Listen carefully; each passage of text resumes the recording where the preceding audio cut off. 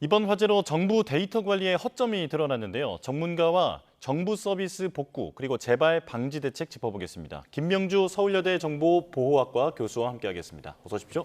네, 안녕하세요. 네. 자, 교수님, 한 번의 화재로 이렇게 온 나라가 멈췄습니다. 허무하기도 하고 어처구니 없다라는 생각이 들기도 하는데요. 전문가로서 어떻게 보십니까? 뭐 전통적으로 디지털 강국이라는 타이틀을 가지고 있었는데 이 디지털 강국의 실제적인 이제 내면에 보면 일종의 약간 성공의 저주처럼 실질적으로는 따라가지 못한 부분들이 있었고 특히 1등을 하기 때문에 상당히 많은 투자들을 지금까지 하지 않았던 것들이 이제 민낯으로 드러났다 이렇게 보고 있습니다. 예. 사실 이런 고차원의 정보 서비스가 운영되기 위해서는 무엇보다 이 업무의 연속성이 끊어지지 않도록 신경 쓰는 게 중요하다라고 하는데 이 부분에 확실히 허점이 좀 드러난 거죠. 네, 보통 이제 시스템 관리할 때 재난 복구하고 업무 연속성이라는 이 두 가지는 굉장히 중요한 요소예요. 근데 이번에는 업무가 단절됐고 최소한 지금 2일 이상이 단절됐잖아요. 예. 그 부분에 있어서는 기본적인 부분들이 좀 미비하다고 볼 수 있습니다. 예.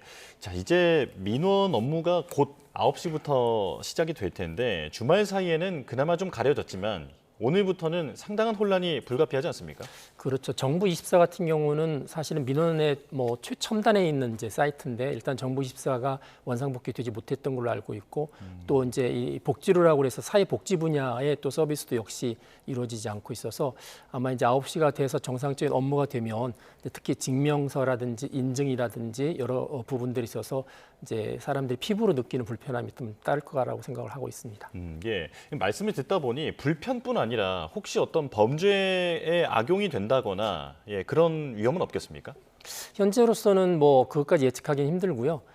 이제 뭐 119 같은 경우도 사실 뭐 대부분 웹이나 SM 이제 문자로 연락하는 부분 됐지만 위치 확인 부분도 잘 되지 않고 있다고 알고 있어서 이제 국민들이 위기에 처했을 때 좀 늦게 대응할 수 있는 부분들도 있을 수 있다 이렇게 볼 수 있을 것 같습니다. 예.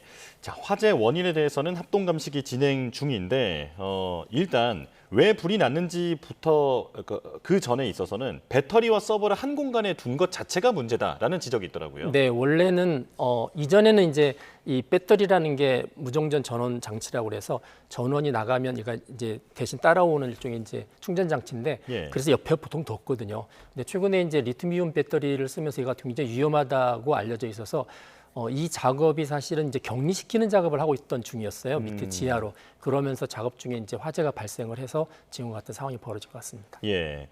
사실 지금 이렇게 보면 배터리를 말씀하신 대로 화재가 날 수 있다라는 걸 인지했기 때문에 이런 배터리를 다른 공간으로 옮기는 과정에서 역설적으로 불이 난 건데 위험을 사전에 인지하고 또 이런 계획까지도 세워놨음에도 왜 진작에 처치를 못했을까요?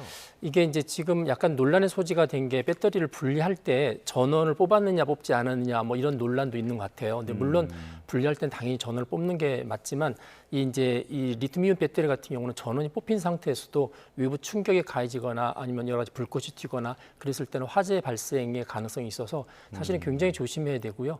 뭐 작업 공간 자체가 작았기 때문에 화재가 발생한 이후부터는 거의 뭐 손을 쓸 틈이 없었을 것이라고 보고 있습니다. 그렇군요. 자, 지금 속보가 들어왔는데요. 바로 좀 전해드리겠습니다. 경찰청이 교통범칙금과 과태료 납부 업무가 정상화됐다라고 알려왔습니다. 그리고 기재부 디지털 예산화 회계 시스템 복구가 되면서 납부가 정상화가 됐다고 하고요. 그리고 교통범칙금 과태료 인터넷 조회 업무도 복구가 됐습니다.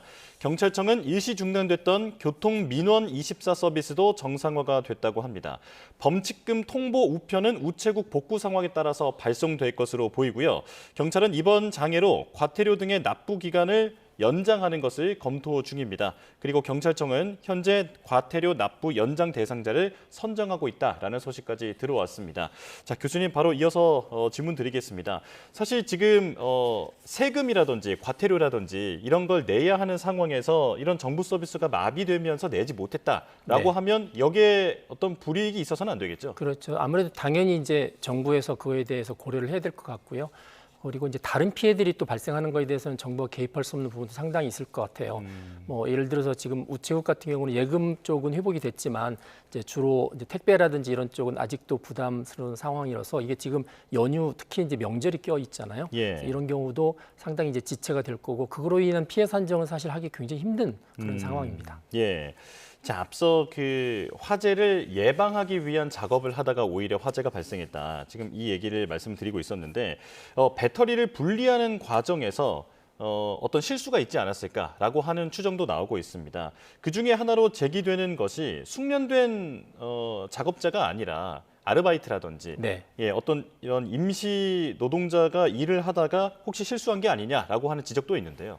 통상적으로 이제 그런 분리 작업을 할 때 이제 정규적인 직원들이 보통 투입되지 않고 그게 숙련된 이제 직원들이나 아니면 훈련시킨 사람들을 많이 투입을 합니다. 근데 이 부분은 이제 구체적으로 사실 조사를 좀 해봐야 되는 문제라고 생각을 하고 있습니다. 예, 뭐 드릴 작업을 한다든지 할 때 네. 많은 진동이 발생하면 그 안에서 양극재와 음극재가 만나서 네. 예, 폭발이 일어날 수 있다라고 하는 가능성도 있지 않나요? 네, 뭐 분리막이 이제 문제가 생길 때도 있고요. 그리고 이제 되게 충격에 의해서 또 그런 것들이 이제 와해가 됐을 때 또 문제가 생길 수 있기 때문에 사실 그 작업을 했던 사람들 외에는 사실은 그 부분들은 규명하기는 대단히 힘들다고 보고 있습니다. 그렇군요. 이게 한번 화재가 나면 정말 1000도 이상으로 치솟기 때문에 사실 화재 원인 찾기가 어렵지 않습니까? 그렇죠. 열폭주라고 해서 보통 1000도 이상이 되고요. 얘들이 한번 벌어지면 그 다음부터는 보통 우리가 불을 끄기 위해서 뭐 이산화탄소라든지 뭐 여러 가지 다른 이제 가스를 주입해서 끄는 경우가 있는데 이번도 그랬던 것 같아요. 예. 옆에 서버가 있으니까 물을 뿌릴 수는 없고 그래서 이산화탄소 같은 가스를 통해서 이제 진화를 했는데 그게 안 되니까 결국은 물을 썼고요. 이런 이제 배터리 같은 경우는 보통 물 속에다 푹 담궈서 완전히 이제 진화될 때까지는 방치해야 되는 또 그런 특징을 가지고 있습니다. 예. 자, 이런 가운데 이번에 화재가 난 배터리 384개 모두가 내구 연한 10년을 초과했다. 이렇게 네. 얘기가 나오는데 말 그대로 10년이 보장되어 있는 기간인데 그 이후에 1년 정도는 더 지났다라는 얘기거든요. 네. 이것도 어떤 원인이 될 수 있을까요?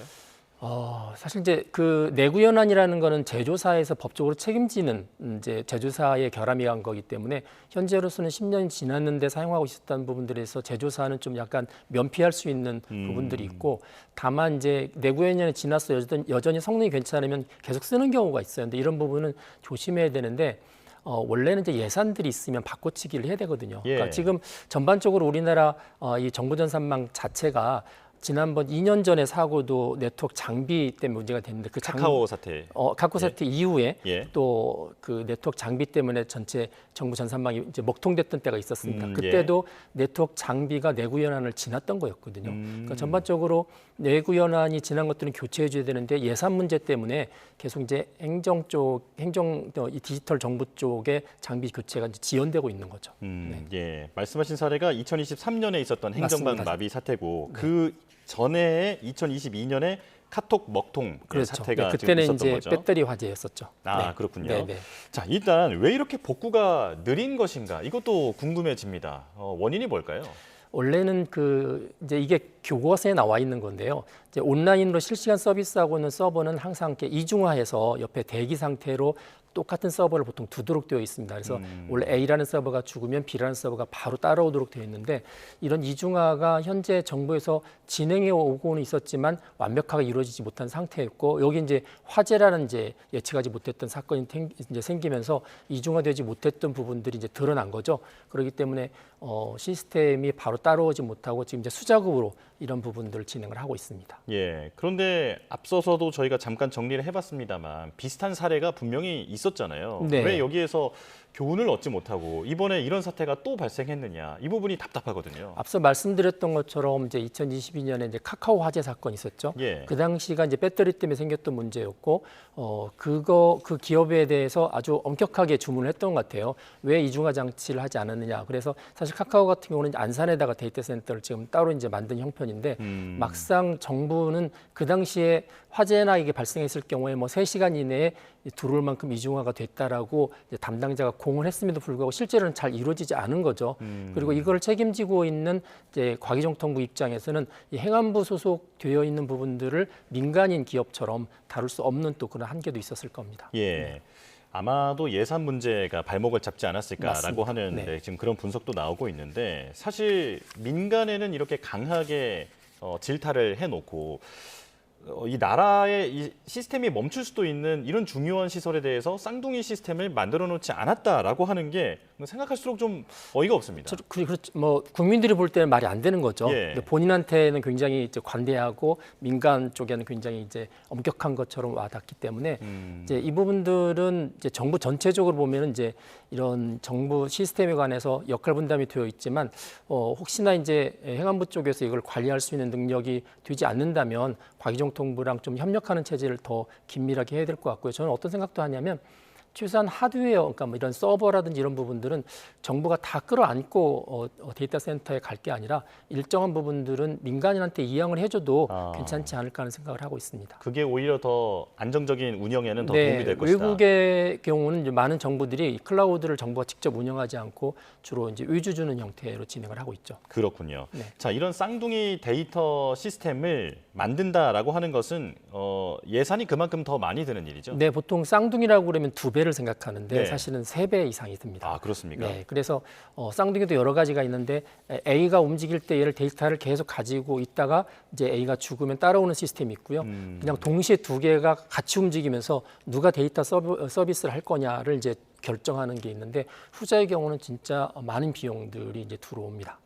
그렇군요. 그러면 그냥 2배가 아니라 서너 배는 들 수 있다. 그렇죠. 네. 이런 부분에 있어서는 국회가 당연히 좀 해결을 해야 할 것 같은데요. 그래서 지금까지 전자정부 시스템이 과거에 뭐 유엔에서 평가받을 때 2010년도부터 대한민국이 계속 1등을 했어요. 1등을 한 몇 년 계속 하다 보니까 1등하고 있는 쪽에다가 계속적으로 돈을 부을 생각들을 하지 않고 많이 예산을 줄였고요. 예. 그 뒤에 시스템을 다시 이제 갱신해야 되는데 갱신도 못한 상황이었기 때문에 뭐 지금 같은 사태는 어떻게 보면은 내부적으로 보면 오랜 기간 동안 이 겉으로만 1위를 유지했지 거기에 이제 준하는 조치를 취하지 않은 특히 이제 예산 문제나 인력 문제를 하지 않았던 결과다 이렇게 볼 수도 있을 것 같습니다. 예, 정부는 완전 복구까지는 최소 2주라고 얘기를 하고 있습니다만 사실 여러 전문가들은 몇 달이 걸릴 수도 있다라는 얘기를 하고 있습니다. 교수님께서 어떻게 보십니까? 이게 소프트웨어라는 게 사실 이제 어디부터 망가졌는지를 점검을 해야 되는데 사실 이게 잘 돌아갈 때는 점검하는 것도 쉬워요. 근데 지금처럼 서버가 망가졌고 서버 안에 소프트웨어가 뭐가 어떻게 연결되는지 잘 모를 때는 이거를 전체적으로 다시 원위치로 해놓고 정상화시키는 데 있어서는 여러 가지 이 요소들이 있기 때문에 시간들이 많이 걸릴 것이다. 이게 보통 이제 상식적인 예측입니다. 예. 그런데 정부는 국민 삶에 영향이 큰 서비스부터 먼저 지금 서둘러서 복구를 하고 있는 건데 이건 어떤 원리로 가능한 겁니까?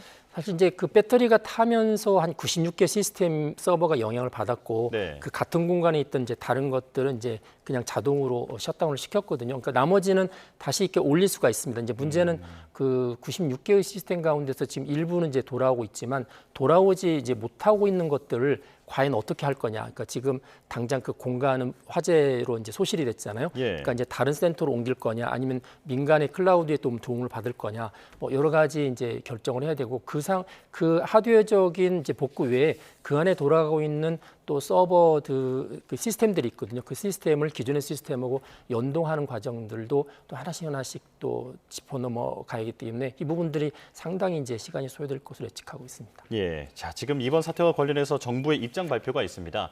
자, 국가정보자원관리원 화재로 전상만 마비 사태가 나을 때 이어지고 있죠. 지금 윤호중 행정안전부 장관이 브리핑을 열고 있습니다. 바로 가보겠습니다. 안녕하십니까. 중앙재난안전본부장 윤호중입니다. 먼저 이번 장애로 인해 국민 여러분께 큰 불편을 끼쳐드린 점 깊이 사과드립니다.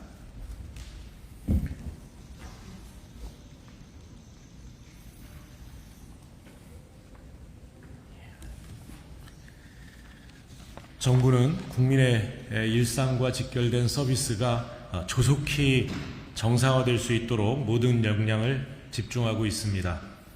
주말 동안 밤낮 없이 복구 작업에 힘써주신 관계자들의 노력으로 현재 46개의 서비스가 정상화되었으며 매 시간 복구되는 서비스가 점차 늘어나고 있습니다. 특히 국민들께서 많이 이용하는 정부24와 우체국 금융 서비스 등도 다시 가동되고 있습니다. 아직 복구되지 않은 시스템에 대해서도 네이버와 다음을 통해 즉시 공지하고 보도자료를 통해 매 시간 안내해 드리겠습니다. 다만 전소된 7-1 전산실의 96개 시스템은 바로 재가동이 쉽지 않은 상황입니다. 이에 따라 대구센터의 민관협력형 클라우드로 이전 복구를 추진하여 최대한 신속하게 대체 방안을 마련하겠습니다. 저는 오늘 회의가 끝나는 대로 대구센터를 직접 방문해서 상황을 꼼꼼히 점검하겠습니다. 또한 시스템이 완전히 복구되기 전까지 업무가 중단되지 않도록 대체 수단을 확보해 국민 불편을 최소화하겠습니다. 주말이 지난 오늘부터 민원, 행정 수요가 늘어나고 국민 불편이 확대될 수 있습니다. 따라서 오늘 회의에서 각 부처 또 지자체가 함께 머리를 맞대고 국민 불편을 최소화할 수 있는 대책을 적극 논의해 주시기 바랍니다. 각 기관이 힘을 모아 대응 수준을 한층 더 강화하고 시스템 정상화를 위해 적극 협력해 주실 것을 당부드립니다. 끝으로 이번 장애로 인해 국민 여러분께 큰 불편을 드린 점 다시 한번 깊이 사과드리며 하루빨리 안정적인 서비스를 제공할 수 있도록 최선을 다하겠습니다. 감사합니다. 네, 윤호중 행안부 장관의 브리핑 듣고 왔습니다. 지금 정부24 그리고 우체국 금융 서비스를 포함해서 현재 46개의 서비스가 정상화됐다라고 이야기를 했고 앞으로 대책 마련에 총력을 다하겠다라고 강조했는데요. 자, 교수님, 지금 정부24는 국민들이 가장 체감을 할 수 있는 네. 그런 정부 서비스이기 때문에 이게 복구를 지금 서두른 것 같은데 이걸 포함해서 지금 나라 차원에서 보면 네. 어떤 서비스를 가장 먼저 복구에 서둘러야 한다고 보십니까? 지금 이제 정부에서는 대민 서비스의 우선적인 복구 우선순위를 둔 것 같아요. 예. 그래서 정부24부터 시작을 해서 우체국 쪽의 은행 서비스 이제 복구했던 것 같고요. 그리고 이제 내부적으로는 이제 또 공무원들이 사용하고 있는 또 시스템들이 있습니다. 뭐 온나라 시스템이라든지 또 이런 부분들도 역시 이제 빨리 복구해야 되고 사실 그 어느 쪽이 더 빨리 복구하고 늦게 하고 하는 게 아니라 사실 시스템은 다 올라와야 되는 거기 때문에 예. 모든 부분들을 최선을 다하는 게 우선이다는 생각을 합니다. 예, 짧게 이거 하나만 여쭤보겠습니다. 일각에서는 데이터가 이 분원으로 제대로 옮겨간 것도 맞느냐 이걸 의심하는 분도 있거든요. 사라진 게 아니냐 우려도 있거든요. 원래 시스템에 이제 어떤 장애가 발생을 하면 그 전후에 있었던 데이터들이 날아가는 경우가 대부분 많아요.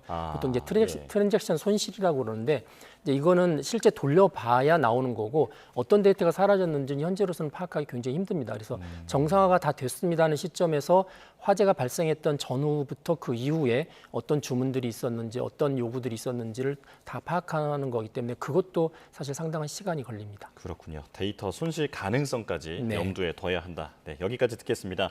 김명주 서울여대 정보보호학과 교수와 함께했습니다. 고맙습니다. 맞습니다.